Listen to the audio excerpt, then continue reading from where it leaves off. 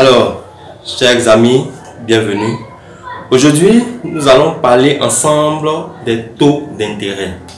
Alors, et quels sont les types de taux d'intérêt dont nous allons parler? Nous allons parler des taux d'intérêt que vous avez sur vos différents emprunts hypothécaires. Alors, lorsque par exemple, vous empruntez de l'argent auprès de la banque et que votre banquier vous dit que vous allez payer un taux X, est-ce réellement le taux d'intérêt que vous payez? Voilà une question que j'aimerais que vous vous posiez.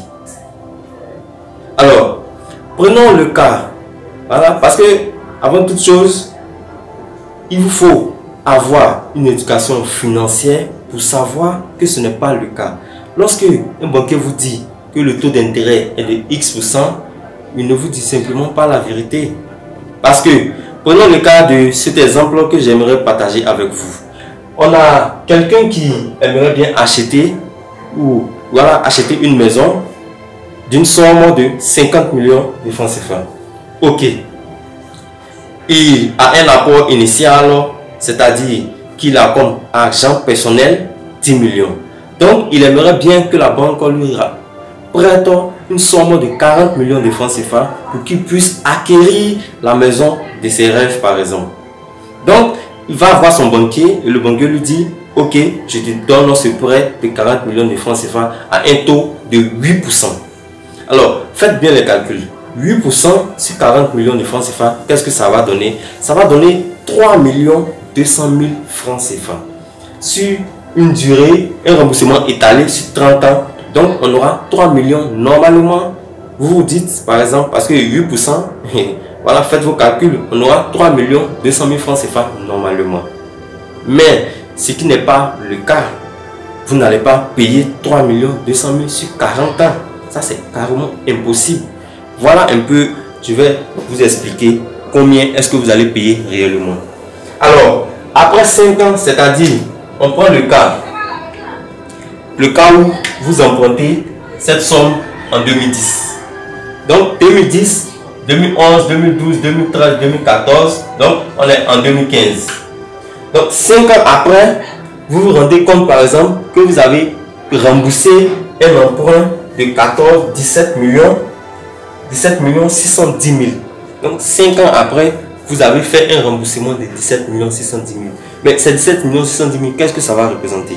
Ces 17 610 000 vont représenter d'abord 15 638 000 en intérêt.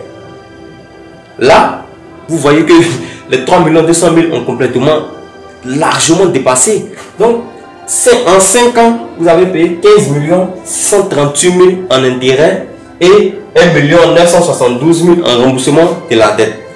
C'est-à-dire quoi? Vous avez emprunté de l'argent sur une durée de 30 ans pour pouvoir acheter votre bien immobilier, votre maison de rêve, et pendant 5 ans, donc il reste 25 ans. Sur 30 ans, donc il reste 25 ans. Donc 5 ans, vous avez payé 15 638 000 en intérêt. Voilà, ça c'est pour la banque en intérêt. Et 1 972 000 en remboursement de la dette. Donc, faites le calcul. Si vous enlevez 1 972 000 dans les 40 millions, qu'est-ce que ça donne? Et voilà un peu ce que vous allez payer. Si vous ne voyez pas bien, on a 15 638 000. Ça, c'est le montant que vous allez payer en intérêt.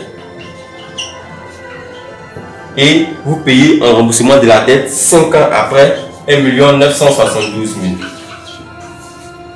Voilà les deux éléments que vous payez 5 ans après. Ensuite, on suppose maintenant que vous remboursez, c'est-à-dire vous avez utilisé, emprunté de l'argent et vous respectez vos délais de paiement jusqu'à ce que 30 ans arrivent et que vous remboursez complètement la dette en question, c'est-à-dire les 40 millions de francs CFA. Vous allez vous retrouver avec une somme de 105 661 500. Voilà ce que vous allez payer 30 ans après. C'est-à-dire quoi? Vous décidez d'emprunter la somme de 40 millions de francs CFA pour acheter votre maison. 30 ans après, vous vous rendez compte que vous avez payé 105 661 500. Ce qui veut dire que les 40 millions d'emprunts, si on enlève dans les 105 661 500, qu'est-ce que vous aurez payé comme intérêt? 65 661 500 en intérêt. 65 661 500 en intérêt. 65 661 500 en intérêt. Vous voyez que ça peut encore payer une autre maison. Ah, mais bien sûr. Donc là, de plus, après avoir payé les 65 661 500 pendant les 30 ans, vous aurez à payer l'impôt foncier et vous aurez à payer l'assurance sur l'hypothèque. Parce que lorsque vous empruntez de l'argent ou bien vous hypothéquez, forcément il y a une assurance sur l'hypothèque qui existe. Donc, je reviens. Vous avez emprunté 40 millions sur 30 ans. Donc, vous vous retrouvez avec 105 661 500. Donc, après avoir enlevé les 40 millions dans les 105 661 500, vous vous rendez compte que 30 ans après avoir emprunté 40 millions pour acheter votre maison, vous avez payé, ou vous avez payé comme intérêt auprès de la banque 65 61 500. Et si on doit calculer l'impôt foncier que vous avez payé, et si on doit calculer comment dirais-je, l'assurance aussi, l'hypothèque que vous avez payé, vous vous rendez compte que le taux de 8% que votre banquier vous a promis payer est une farce. Ce n'est pas réellement le taux que vous allez payer. Donc, pour pouvoir déterminer ça, pour pouvoir savoir, pour avoir une astuce ou pour pouvoir comprendre réellement tous ces différents calculs, il vous faut une intelligence financière poussée. Il vous faut maîtriser les bases de l'éducation financière. Parce que si vous n'avez aucune connaissance en éducation financière, ça sera difficile pour vous de savoir réellement combien vous payez lorsque vous contractez ou lorsque vous empruntez de l'argent auprès de la banque. Voilà un peu la raison pour laquelle 80 à 90% de la population se retrouve dans un problème financier à vie. Voilà, parce que vous empruntez de l'argent que vous n'arrivez pratiquement plus à rembourser jusqu'à la fin de votre vie. Voilà un peu le problème. Donc, avant toute chose, avant d'emprunter de l'argent, il vous faut faire vos calculs. Ça ne sert à rien d'emprunter de l'argent pour vous acheter des éléments passifs qui vous suivront jusqu'à la fin de votre vie. Donc, soyez très vigilant lors de votre prise d'emprunt. Lorsque vous empruntez de l'argent pour pouvoir acheter un bien, soyez très vigilant. Parce que là, c'est un calcul très simple, très banal que je viens vous donner.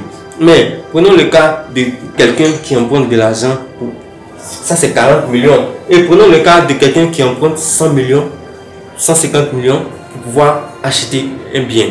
Combien est-ce que lui payera? Là est la question. Voilà un peu ça. Parce qu'un taux de 8%, comme je vous l'ai dit tantôt, un taux de 8% ne peut pas donner 65 61 500. Un taux de 8%, si on devait le calculer de façon normale, va donner 3 200 000. Voilà. Ça, normalement, c'est 8%. Voilà, le banquier m'a dit, je paye 8%. Normalement, ce sont les 8% que je paye. Donc, si, après 35 ans, vous voyez que 65 61 500 a été payé, le banquier ne vous a pas volé, mais il ne vous a tout simplement pas dit la vérité. Et pourquoi? Parce que le banquier, c'est un commerçant, il travaille pour la banque. Donc c'est à vous, avec votre intelligence financière, de pouvoir détecter, de pouvoir utiliser cette intelligence financière pour savoir si le banquier vous ment ou si le banquier vous dit la vérité.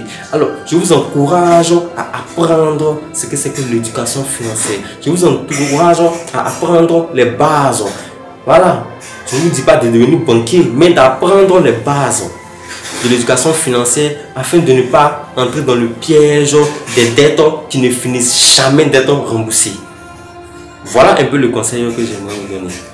J'ai été ravi de partager avec vous cet élément très simple. Voilà, je ne vais pas vous décourager dans l'optique d'aller prendre un prêt pour aller contracter une maison, mais je vous dis simplement de faire très attention lorsque vous empruntez de l'argent pour acheter votre maison. Alors j'ai été très heureux de partager avec vous ces informations très importantes pour vous, j'en suis sûr. Et si c'est le cas, mettez-moi en commentaire vos différentes questions, je serai ravi de les répondre. Si vous avez aimé la vidéo, mettez-moi un like, je serai aussi très content. Et si vous voulez apprendre encore plus sur l'éducation financière afin de ne pas vous faire voler ou je dirais vous faire arnaquer, abonnez-vous à ma chaîne. Merci.